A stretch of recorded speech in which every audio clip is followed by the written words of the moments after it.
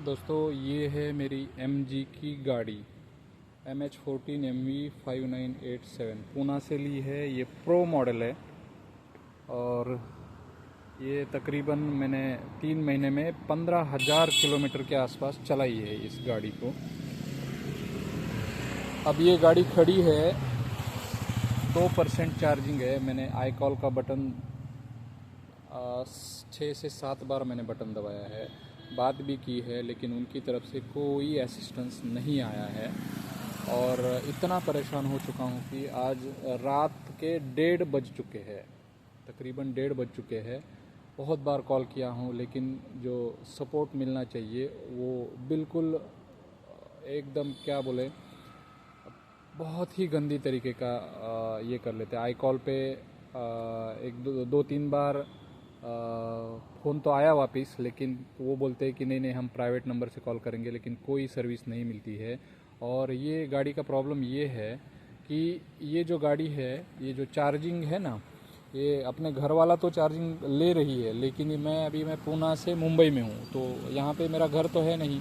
वहाँ पे मैं चार्ज कैसे करूँगा? तो कमर्शियल चार्जर पे ही चार्ज करूँगा। तो कमर्शियल चार्जर गाड़ी ले नहीं रही है। और उन्होंने जो बोला था वो मैंने करके देखा, क्या कि गाड़ी को बंद करो और 20 मीटर के आसपास ले जाके 15 मिनट तक चाबी को दूर रखो, पूरा गाड़ी को बंद करो, अपने आप ऑटो स्टार्ट हो रीसेट हो जाएगी गाड़ी। लेकिन ऐसा कुछ नहीं हुआ। कम से कम 4 जोन के और जियो पल्स के मैंने 17 से 18 उतने नहीं, लेकिन हाँ टोटल मिला के 17 से 18 चार्जर मैंने ये किए होंगे, ट्राई किए होंगे। उसमें से किसी में भी ये सिस्टम ले नहीं रहा है। और ये गाड़ी अभी बंद पड़ी है। रात के 1:30 बज चुके हैं और कोई असिस्टेंस नहीं है उनकी तरफ से। अगर कोई आदमी हाईवे पे या कहीं पे सिटी के बजाय कहीं अटक जाता है तो हम क्या कर सकते हैं? इतनी वर्स्ट सर्विस है। तो देखो, इस गाड़ी को जब आप लोगे तो थोड़ा सा ध्यान रखिएगा। और इसमें ब्लूटूथ भी जो है, जब हम बंद करते हैं तो बंद नहीं होता है, गाड़ी बंद होने के बाद भी जल्दी बंद नहीं होता है। तो फ़ोन जब बीच में आ जाता है, हमें हेड को लगाना है, हेडफोन को लगाना है, तो भी वो फ़ोन वहाँ पे ब्लूटूथ चालू ही रहता है। तो ऐसी इसकी सिस्टम है। और बीच बीच में कभी कभी क्या होता है कि अचानक से ये होती है, प्रॉब्लम देती है गाड़ी। और जब यहाँ पे चली जाती है, कहाँ पे, जब ढलान लगती है, स्लोप लगता है, और जब स्लोप पे कोई स्पीड ब्रेकर आता है, तो ये स्पीड ब्रेकर जब पार करती है तो गाड़ी बहुत अजीब सा आवाज़ करती है और गाड़ी पूरी फिसल जाती है। मतलब एक्सीडेंट होने के चांसेस बहुत ज़्यादा है इस गाड़ी में, क्योंकि ये फिसल भी जाती है और कुछ अजीब सा आवाज़ आता है, और ब्रेक्स जो है वो सही नहीं लग पाते हैं, इसलिए डिसबैलेंस हो जाती है गाड़ी। तो ये इसकी बहुत बड़ी बड़ी खामियां हैं। हाँ, इसका स्पेस वगैरह दिया है अच्छा, लेकिन स्पेस पे जाके अपनी सेफ्टी और सिक्योरिटी को ख़तरे में ना डाले। और दूसरी चीज़, ऐसे ही देखो, हमने तकरीबन 18 साढ़े 18 लाख का गाड़ी लिया है। और गाड़ी इसलिए नहीं लिया कि हम रात को 1:30 बजे किसी सुनसान जगह पे या जहाँ पे इनका असिस्टेंस नहीं मिलता है उस जगह पे खड़ी रखे। तो निर्णय जो है आप लोगों का है। अब क्या करना है आप देख लीजिएगा।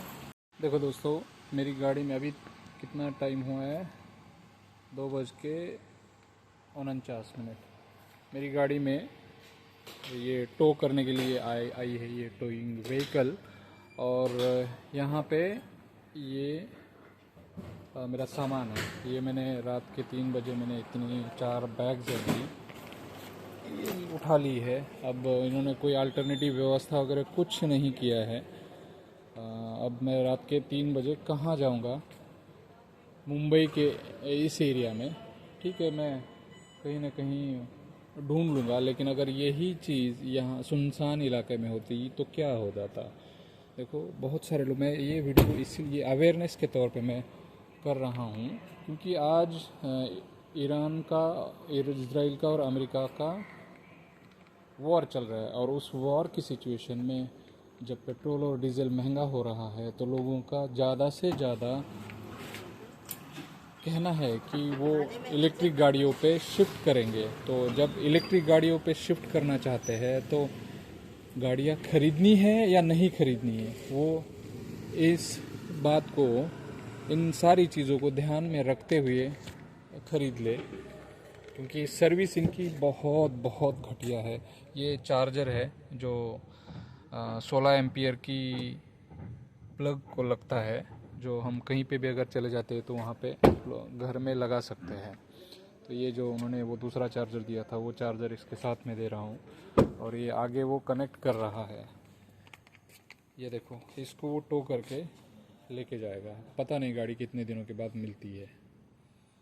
मेरा पूरा रिकॉर्डिंग जो है मेरे पास भी, मैंने कुछ सेव करके रखा है जो इनके कस्टमर केयर वालों से बात हुई थी। इतना अड़ेल ये है कि बस पूछो मत। और शायद ये अगर कोर्ट केस इसमें हो जाए तो वो भी वो प्रोड्यूस करेंगे। तो ज़रूर मैं भी चाहूँगा कि इस केस में कोर्ट केस की फाइटिंग हो जाए और जो न्याय जो है वो हमें मिले, क्योंकि बहुत ज़्यादा तकलीफ़ दी है इन्होंने। ओके दोस्तों, थैंक यू। और एक वीडियो में जैसे ही गाड़ी अपलोड हो जाएगी इस पे, ये टोइंग वैन पे, वैसे मैं आपको एक छोटा सा वीडियो बना के अपलोड करूँगा।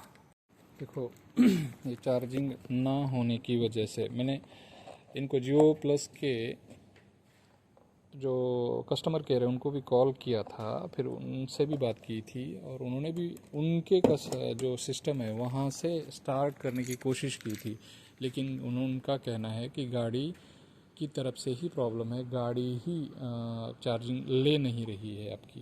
तो ये ऐसी दिक्कत है। और ये अभी रात के 3 बजे ये टोइंग वैन आ चुकी है। अब इस टोइंग वैन पे हम गाड़ी चढ़ाएंगे और फिर आपको अपडेट देते रहेंगे। और ये बहुत सारी बातें करने के बाद, बहुत गुस्सा करने के बाद, ये गाड़ी को उन्होंने प्राइवेट नंबर से उन्होंने मैसेज करके भेजा है। नहीं तो इतनी तकलीफ़ें दी थी ये सर्विस सेंटर वालों ने कि बस पूछो मत। तो इसीलिए आपको ध्यान से गाड़ी खरीदते समय देखना है इन बातों को। देखो दोस्तों, 3 महीने के बाद गाड़ी का ये हाल है, जिसको टो करने की नौबत आई है। जो मेरा मानना ये है कि बहुत ज़्यादा हाई-फाई टेक्नोलॉजी इस्तेमाल करके कंफ्यूज करने की वजह लोग जो है फिर बहुत दिक्कत में आ जाते हैं। 3 महीने का ये हाल देख लीजिए इस गाड़ी का। अब कोई भी आदमी, क्या लगता है आपको कि 3 महीने के बाद गाड़ी टो करना सही बात है? 3 महीने बोले तो कोई भी उसकी आयु नहीं होती, उम्र नहीं होती, और 3 महीने में ही टो करना बोले तो उसकी इज्जत के जो है फालूदे निकालना। अब दोस्तों, इसमें मेरा कहने का मतलब किसी का इंसल्ट करना बिल्कुल नहीं है, लेकिन आप जो देखो, कोई भी आदमी दूसरों की गलती से जब सीखता है तो वो ज़िंदगी में आगे बढ़ पाता है। लेकिन अगर खुद गलती करने का वेट करे तो फिर उसको पैसे के लिए भी, और फिर उसकी टाइम, उसकी मेंटल हेल्थ, फिर उसका बहुत कुछ नुकसान हो जाता है। इसीलिए दूसरों की गलती से ज़िंदगी में सीखना बहुत बहुत ज़रूरी है। तो अगर आप मेरी इन बातों से सहमत हो तो कमेंट बॉक्स में आप लिख सकते हो। Thank you very much.